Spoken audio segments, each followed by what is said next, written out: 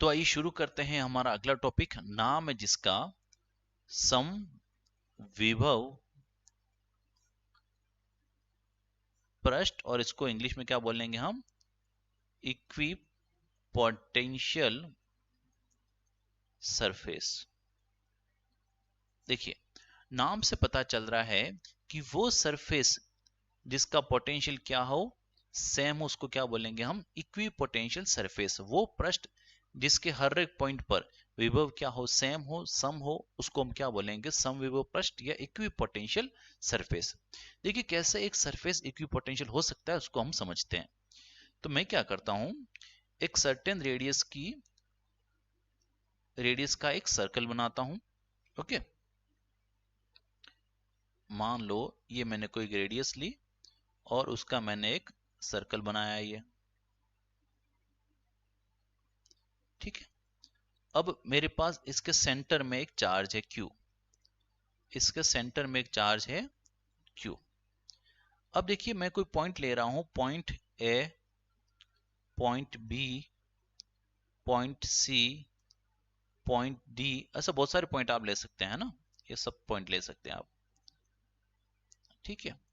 अब इन सब पॉइंट की खासियत ये है कि इन सारे पॉइंट पर पोटेंशियल क्या है, सेम, विभव क्या है, सेम। कैसे सेम है, देखिए आप, ये एक डिस्टेंस है, ये दूसरी डिस्टेंस है, फिर ये एक डिस्टेंस है, फिर ये एक डिस्टेंस है। तो हमने क्या देखा कि ये जो डिस्टेंस है, ये जो रेडियस है, इसकी लेंथ क्या है, सेम।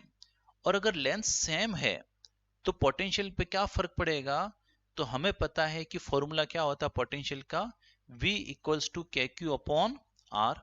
तो Q तो कहाँ है, तो Q तो रहा ये, R कहाँ है, तो R का हमने कहा R ये रही, ये R, ये R, ये R, ये R। तो अगर R सेम है, Q भी सेम है, तो V भी क्या रहेगा, सेम। यानी कि इन सारे पॉइंट का पोटेंशियल क्या रहेगा, सेम। तो वो सरफेस जिसके सारे पॉइंट पर पोटेंशियल क्या रहे, सेम, तो इसको हम क्या बोलेंगे, इक्वी पोटेंशियल सरफेस। तो ये मेरे पास क्या बन गई, इक्वी पोटेंशियल सरफेस। तो समझ में आ गई बात। इक्वी पोटेंशियल सरफेस किसे कहते हैं, वो सरफेस जिसके हर एक पॉइंट पर पोटेंशियल क्या हो, सेम हो, उसको हम क्या बोलते हैं, इक्वी पोटेंशियल सरफेस। और हमने यहाँ पे एक इक्वी पोटेंशियल सरफेस ड्रॉ की, कैसे की, तो चार्ज Q से सेम डिस्टेंस पे जितने पॉइंट होंगे उन सारे पॉइंट का जो पोटेंशियल होगा वो क्या होगा, सेम होगा। और उन सारे पॉइंट को मिलाते हुए एक सरफेस हम बनाते हैं, तो उस सरफेस को हम क्या बोलेंगे, उस सरफेस को बोलेंगे हम इक्वी पोटेंशियल सरफेस, ठीक है। अब देखिए एक बड़ी काम की चीज है, ये मेरे पास अगर इक्वी पोटेंशियल सरफेस है, ये मेरे पास इक्वी पोटेंशियल सरफेस है, तो ये चीज क्या है, ये जो रेडियस है वो क्या शो कर रही है, तो हमने कहा रेडियस शो कर रहा है इलेक्ट्रिक फील्ड। क्योंकि हमें पता है कि अगर सेंटर में पॉजिटिव चार्ज होगा तो इलेक्ट्रिक फील्ड कैसा होगा, रेडियल आउटसाइड। इलेक्ट्रिक फील्ड कैसा होगा, बाहर की तरफ। तो ये जो एंगल बन रहा है ना, ये सरफेस और इस इलेक्ट्रिक फील्ड के बीच में एंगल बन रहा है, वो कितना बन रहा है, 90 डिग्री। यहाँ पे एंगल कितना बन रहा है, 90 डिग्री। ये देखिए ये एंगल कितना बनेगा, 90। ये भी एंगल कितना बनेगा, 90, क्योंकि रेडियस सरकमफेरेंस पे जो एंगल बनाती है वो कितना होता है, 90 डिग्री होता है। तो हम ये कह सकते हैं कि equi potential surface electric field के क्या होती है, परपेंडिकुलर होती है। Equi potential surface electric field के क्या होती है, परपेंडिकुलर होती है। यानी कि कितना एंगल बनता है इक्वी पोटेंशियल सरफेस और इलेक्ट्रिक फील्ड में, 90 डिग्री का। कितना एंगल बनता है, 90 डिग्री। अभी हमने ड्रॉ किया, उससे पता चल गया, ठीक है। अब देखिए, मान लो यहां पर पोटेंशियल है 5 वोल्ट। कितना पोटेंशियल है, 5 वोल्ट। तो अगर यहां पे पोटेंशियल 5 वोल्ट है, तो यहां पे भी पोटेंशियल कितना होगा, 5 वोल्ट। यहां पर भी पोटेंशियल कितना होगा, 5 वोल्ट। तो अगर सब जगह पोटेंशियल सेम है, तो पोटेंशियल डिफरेंस कितना हो जाएगा, सारे पॉइंट के बीच में पोटेंशियल डिफरेंस कितना हो जाएगा, 0। तो अगर मैं एक चार्ज को यहां से मूव करवा कर यहां ले जाता हूं, तो बोलो वर्क डन कितना करना पड़ा, तो वर्क डन कितना करना पड़ेगा, तो हमें पता है वर्क डन क्या होता है, delta V equals to W upon Q naught, यही फॉर्मूला होता है। तो W इक्वल्स टू क्या हो जाएगा, डेल्टा V क्यू नॉट।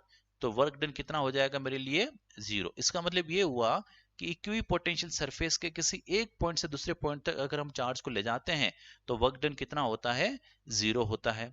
और वैसे भी अगर देखें हम तो देखिए जितना रिपल्शन यहाँ पे लगेगा उतना रिपल्शन यहाँ पे लगेगा, यानी कि इस क्यू चार्ज के कारण सारे पॉइंट पर लगने वाले रिपल्शन फोर्स क्या है, सेम है। तो अगर रिपल्शन फोर्स सेम है तो हमें वर्क डन नहीं करना पड़ेगा। क्या देखा कि इक्वी पोटेंशियल सरफेस पे किसी एक पॉइंट से दूसरे पॉइंट तक किसी चार्ज को ले जाते हैं तो वर्क डन कितना होता है 0 होता है। ठीक है, दूसरी बात हमने क्या सीखी कि इक्वी पोटेंशियल सरफेस और इलेक्ट्रिक फील्ड के बीच में कितना एंगल बनता है, एंगल बनता है 90 डिग्री। तीसरा हम ये बोले कि मान लो मैं यहाँ पे एक दूसरी इक्विपोटेंशियल सरफेस बना रहा हूं ये, तो यहां पर देखिए यहां पर ये दोनों इक्विपोटेंशियल सरफेस एक दूसरे को क्या कर रही है, इंटरसेक्ट कर रही है। अगर इंटरसेक्ट कर रही है तो ये पॉइंट इक्विपोटेंशियल सरफेस का पॉइंट नहीं होगा। क्यों? क्योंकि यहाँ पे पोटेंशियल की दो वैल्यू है, एक वैल्यू इस चार्ज के कारण होगी और एक वैल्यू इस चार्ज के कारण होगी, तो ये फिर इक्विपोटेंशियल सरफेस नहीं होगी। तो इसका मतलब ये हुआ कि equipotential surface never intersect each other, या इक्विपोटेंशियल सरफेस जो होती है वो एक दूसरे को काटती नहीं है, क्योंकि जहां पे इंटरसेक्शन होता है वहां पर पोटेंशियल की क्या होती है, मोर देन वन वैल्यू होती है।